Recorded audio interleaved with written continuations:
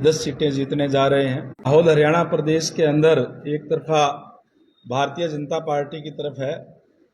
ये देख करके हमारी जो विपक्षी पार्टियां हैं वो अनेक तरीके के भ्रामक प्रचार फैलाने का काम कर रही है। मुझे बड़ी हैरानी हुई ये भूपेंद्र सिंह हुड्डा जी के बयान देख करके और दूसरी विपक्षी पार्टियों के बयान देख करके कि भारतीय जनता पार्टी की सरकार पे संकट आ गया है, इस तरीके की बात आज वो लोग कर रहे हैं, जबकि उनके पास कोई पूरे नंबर है ही नहीं। अभी हमारे जो नए मुख्यमंत्री नायब सैनी जी है, उन्होंने मुख्यमंत्री बनते ही सबसे पहले हाउस के अंदर विश्वास मत हासिल करने का काम किया और उसके बाद अब जो घटनाक्रम हुए हैं, जिस तरीके के जो कांग्रेस पार्टी जो ओछे हथकंडे अपना करके प्रदेश की जनता को भ्रम में डालने का प्रयास कर रही है अपनी तरफ से। उन्होंने ये कहा कि आज सरकार अल्पमत में आ गई है और वो कहते हैं कि जजपा भी लिख करके दे, और तुरंत उन्होंने जिस तरीके से, अभी कोई ऑथेंटिक खबर तो नहीं है, लेकिन जो मीडिया के माध्यम से जो खबर आई कि राज्यपाल महोदय को जेजेपी ने लिख के दिया है, और उसके बाद में भूपेंद्र सिंह हुड्डा जी का जो बयान आया कि जेजेपी अपने जो 10 उनके विधायक है उनके परेड कराने का काम करे। मैं आज दावे के साथ कह सकता हूं जेजेपी नहीं बल्कि कांग्रेस भी मुझे लगता नहीं कि अपने पूरे विधायकों की परेड करा सकती है। आज उनके विधायकों को उनकी पार्टी पे कोई विश्वास नहीं रह गया है, और इसी को जो जनता के अंदर ये मैसेज को दबाने के लिए वो इस तरीके के अनर्गल प्रचार करने में जुटे हुए हैं। और विशेष रूप से हमारे विपक्षी लोग हैं, भूपेंद्र सिंह हुड्डा जी हैं, उनको भारतीय जनता पार्टी ने जो ओबीसी चेहरे को मुख्यमंत्री बनाने का काम किया है, आज उनको ये बात हजम नहीं हो रही, इसलिए इस टाइप की बात फैलाने का काम कर रहे हैं। और एक ही थैली के चट्टे बट्टे होकर के पूरे विपक्षी जो एक दूसरे के ध्रुव विरोधी दिखाने का काम करते हैं, वो आज इकट्ठे होकर के इस बात का प्रयास करने का काम कर रहे हैं कि हम सरकार को अस्थिर करेंगे, जबकि विधानसभा के अंदर अब तक की जो परंपरा रही है उसमें 6 महीने से पहले अविश्वास प्रस्ताव लाया ही नहीं जा सकता, और ना इनके पास कोई नंबर है। फिर भी किसी विशेष परिस्थिति के अंदर राज्यपाल महोदय अगर चाहे तो वो कोई न कोई वहां से ऑर्डर अपना निकाल सकते हैं, लेकिन वो तब निकालेंगे जब उनके पास अपने विधायकों की परेड तो कराने का काम करें। ये ना इनके पास ये है, केवल और केवल इनको ये बात हजम नहीं हो रही कि आज ओबीसी का मुख्यमंत्री किस तरीके से हरियाणा के अंदर जो है वो बन गया, और जिस तरीके के बोल दीपेंद्र सिंह हुड्डा ने भूपेंद्र सिंह हुड्डा जी के रहे हैं पहले भी, वो भी आप लोगों के सामने हैं।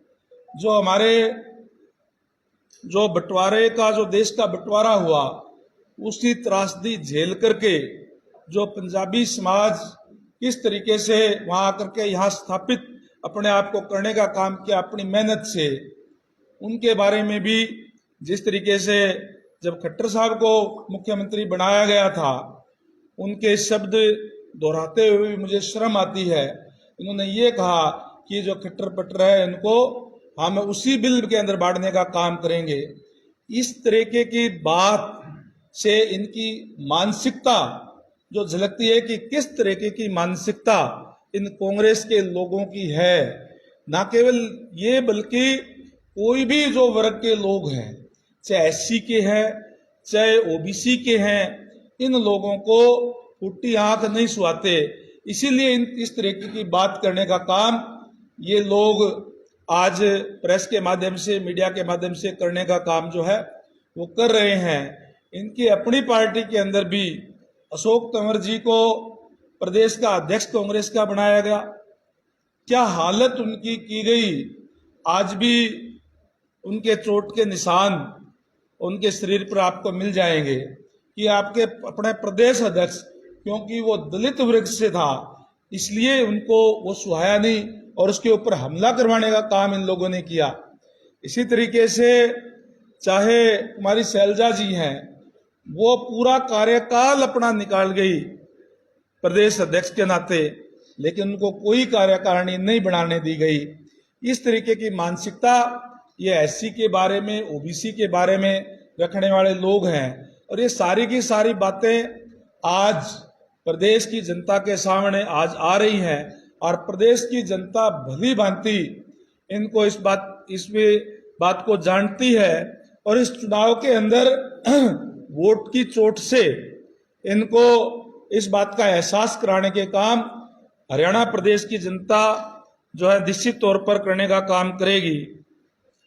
और जिस तरीके से 10 साल तक भूपेंद्र सिंह हुड्डा का राज इस प्रदेश के अंदर रहा, किस तरीके से त्रासदियां झेलने का काम ओबीसी ने, एससी ने किया, वो लोग आज तक भूले नहीं हैं।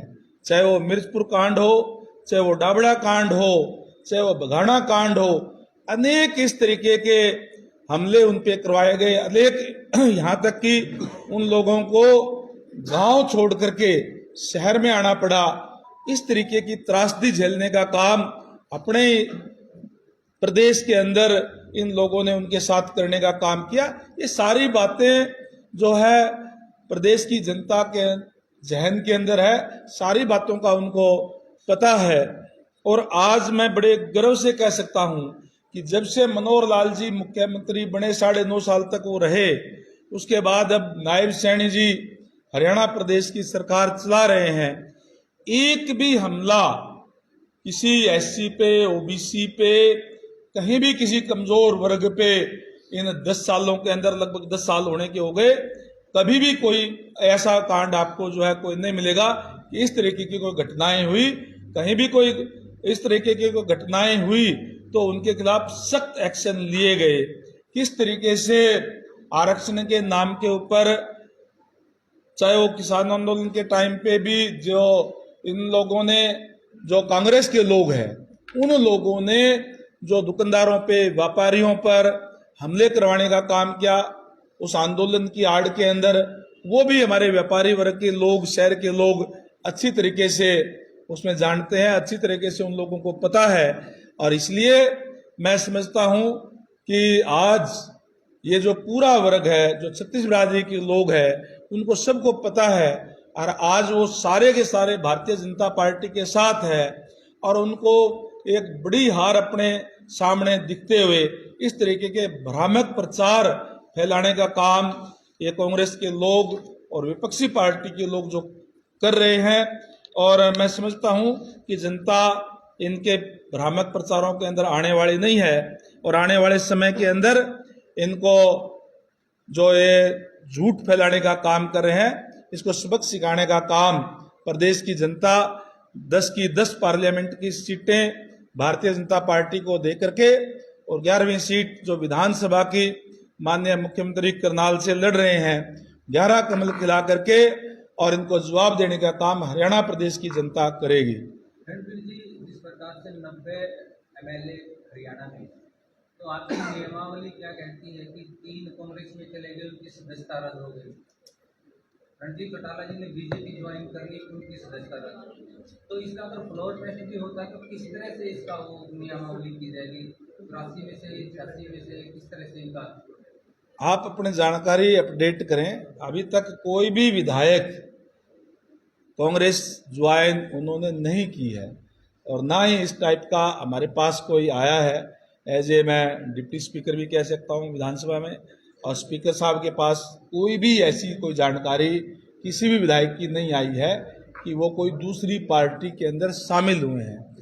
मीडिया के माध्यम से ये आया कि उन्होंने कांग्रेस को अपना समर्थन दिया है। चुनाव के अंदर हर कोई दे सकता है, वो दिया है नहीं दिया है, किस तरीके से दिया है, क्या उसके अंदर किया गया है, हॉर्स ट्रेडिंग की गई है या क्या किया गया है, वो तो वही जाने, लेकिन इसके अंदर कोई पार्टी ज्वाइन किसी ने नहीं की है।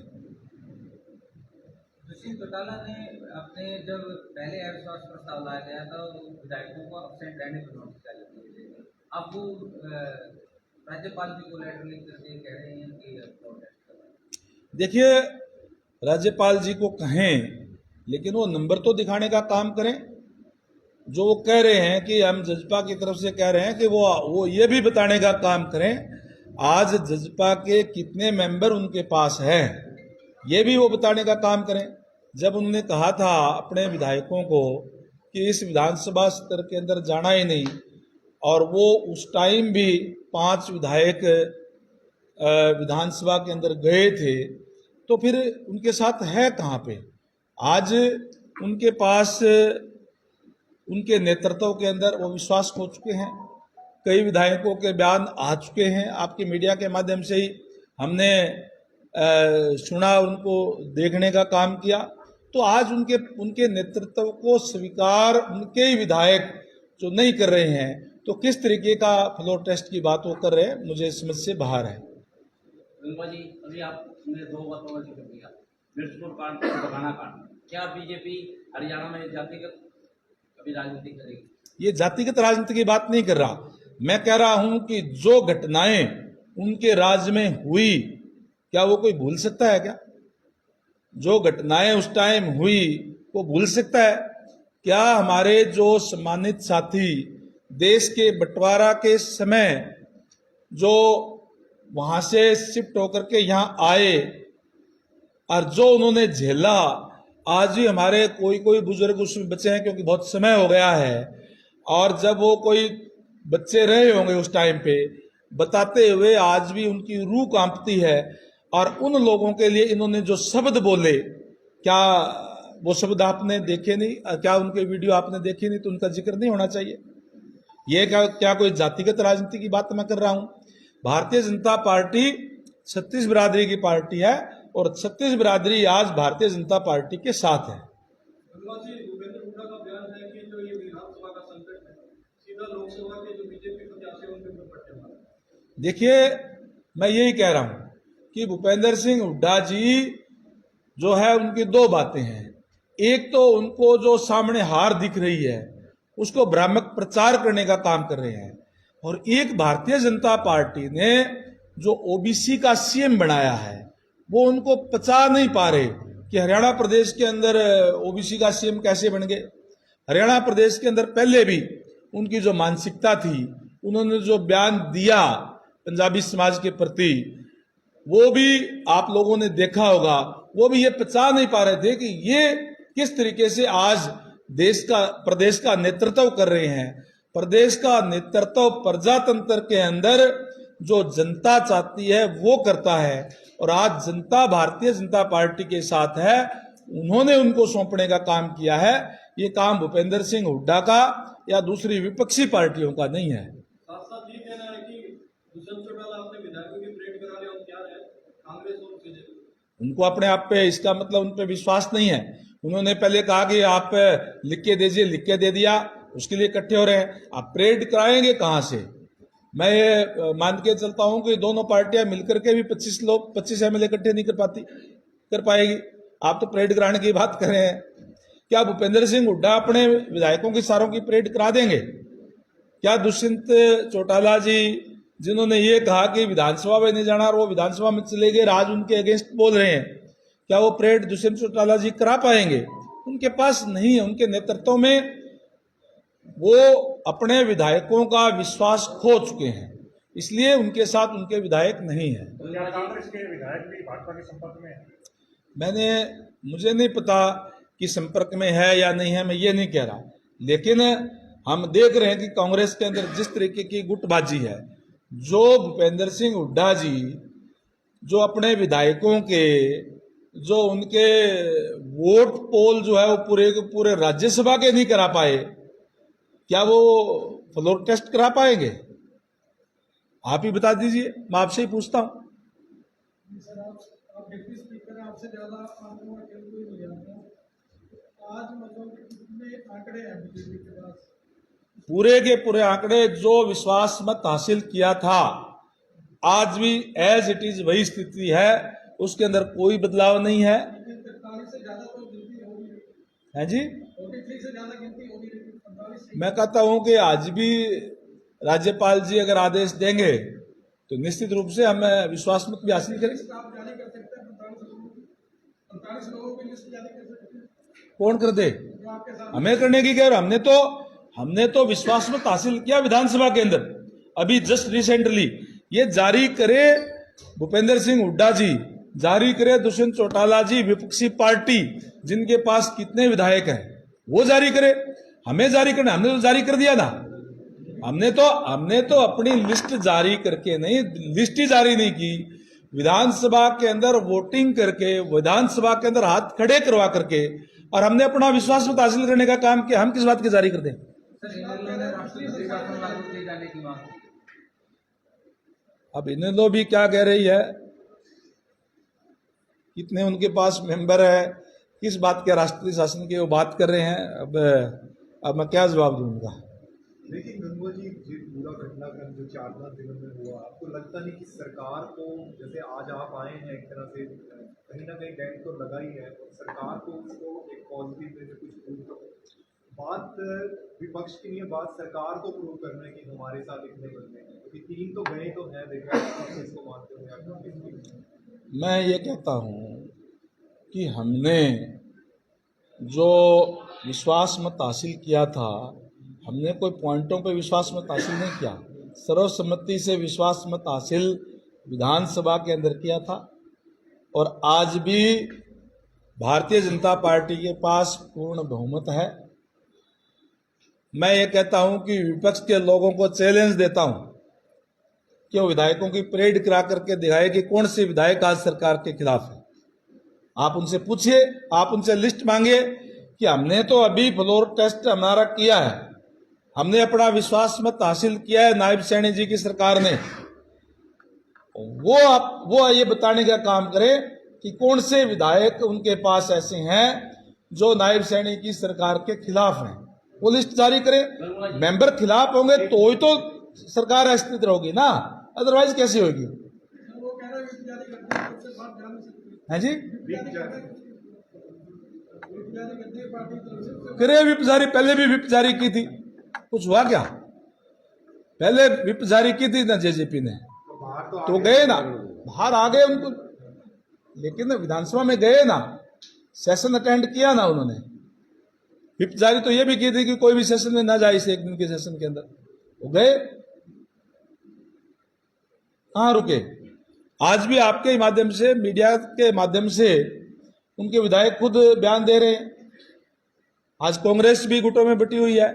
मैं कह रहा हूं कि कांग्रेस के लोग अपने विधायकों से राज्यसभा की वोट नहीं डलवा पाए, तो वो क्या नायब सैनी जी की सरकार को अस्थिर करा पाएंगे? ये पहले ही बोल देते आप। मैं तो कह रहा हूं ना, जो कांग्रेस पार्टी, आप जेजेपी की छोड़िए, जो कांग्रेस पार्टी गिनती के वोट होते हैं 31 से, वो नहीं डलवा पाए, और वो कहते हैं कि हम नायब सैनी जी की जो चट्टान की तरह मजबूत है, उस सरकार को अस्थिर करने की बात वो कर रहे हैं।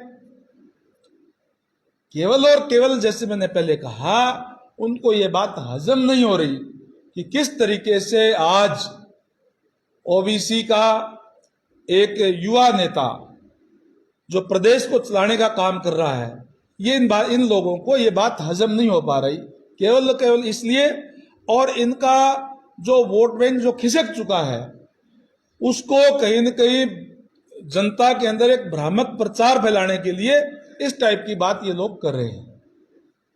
गंगवा जी, जो 3 विधायक कांग्रेस की तरफ गए थे, बयान दिया है, और जो 2-3 दिन से मीडिया में खबर चल रही है, इससे जो वोटरों में उथल पुथल हुई है, उससे बचने के लिए बीजेपी ने आज ये मान लो स्पष्टीकरण की- मैं जो बात आपसे मीडिया से रूबरू हो रहा हूं वो इस बात के लिए हो रहा हूं कि किस तरीके से किस ओछी मानसिकता से आज हमारे विपक्ष के लोग बिना कुछ उनके पास हुए, बिना कुछ उनके पल्ले मेंबर नहीं होते हुए भी इस तरीके का जो भ्रामक प्रचार फैलाने का काम कर रहा है, मैं वो आपके सामने क्लियर करने के लिए आया हूं। लोकसभा चुनाव में कांग्रेस इसका फायदा उठाना चाहती है, इस तरह की चीजें करती है। प्रदेश की जनता जानती है कि किस तरीके के इन लोगों ने अपने राज्य के अंदर कारनामे करने का काम किया था, चाहे वो व्यापारियों के साथ, एससी के साथ, ओबीसी के साथ, लोगों की सारी बातें जहन के अंदर है। किस तरीके से ओबीसी के लोगों के साथ इन्होंने बैकलॉग, जब भी इनका सरकारी सेवाओं के अंदर जब भी कोई आती थी नौकरियां, तो 2-4 नाम देकर के उसके बाद एक छोटी सी लाइन लिखी आती थी कि योग्य उम्मीदवार ना मिलने के कारण ये पद रिक्त छोड़े जाते हैं। ये बात ओबीसी के लोग भूले नहीं है। किस तरीके से जो जन्मजात स्किल्ड जो लोग होते हैं, जो कोई अपने हाथ से काम करने वाले लोग हैं, उन लोगों को अयोग्य घोषित करने का काम किया। और उन्हीं लोगों ने जब माननीय मनोहर लाल जी की सरकार आई तो न केवल बैकवर्ड के कोटे में बल्कि टॉप में जाकर के और जनरल कोटे के अंदर भी उन्होंने अपना स्थान बनाने का काम किया। क्या पहले वो अयोग्य थे, अब ज्यादा योग्य हो गए? आज उनको ट्रांसपेरेंसी के हिसाब से उनको एक मौका दिया गया है अपना हुनर दिखाने के लिए, अपने कौशल दिखाने के लिए। इसलिए उन्होंने दिखाने का काम किया है कि हम किसी भी क्षेत्र में पीछे नहीं हैं। लेकिन इन लोगों को, जैसे मैंने पहले कहा, ये लोग तो ओबीसी के लोगों को सरकारी नौकरियों के अंदर ही बैकलॉग छोड़ दिया करते थे। मुख्यमंत्री कहां देखने को कहा इनको बर्दाश्त होता है, इसलिए इस टाइप की बात करने का काम ये लोग कर रहे हैं। सर, आज की प्रेस वार्ता में आपने काफी बार ओबीसी का नाम लिया है। क्या ये चुनाव ओबीसी वर्सेस जनरल का करना? मैंने कहा कि छत्तीस बिरादरी का चुनाव नहीं सर, है, लेकिन जिन लोगों के साथ जातियां हुई, जिन लोगों के साथ उन्होंने कहा उसकी बात तो आएगी। मैंने पंजाबी समाज की भी बात कही, क्या मैंने बिना हुई बात कही है? जो बात उन्होंने कही उस बात का जवाब मैंने दिया है। नहीं सर, आप ओबीसी कह रहे थे, किसी विशेष जाति का नाम है क्या? ओके, थैंक यू, धन्यवाद। लास्ट क्वेश्चन, कांग्रेस बार बार ट्रोल कर रही है कि उधार के प्रत्याशी है, शिक्षा की कुशलता की हिसाब की बात है। क्या कर रहे हैं? ट्रोल कर रही है कि उधार के प्रत्याशी है बीजेपी। देखिए, जो अच्छे लोग हैं हर पार्टियों के अंदर होते हैं, और आज आदरणीय नरेंद्र भाई मोदी जी का जो नेतृत्व है, जिस तरीके से उन्होंने देश को विश्व पटल के ऊपर सम्मान दिलाने का काम किया है, गौरव दिलाने का काम किया है, आज कोई भी अच्छे लोग हैं वो पार्टी में आते हैं तो उनका स्वागत है। आज जो चुनाव जीतने वाले हैं उनको टिकटें भी दी जाती है।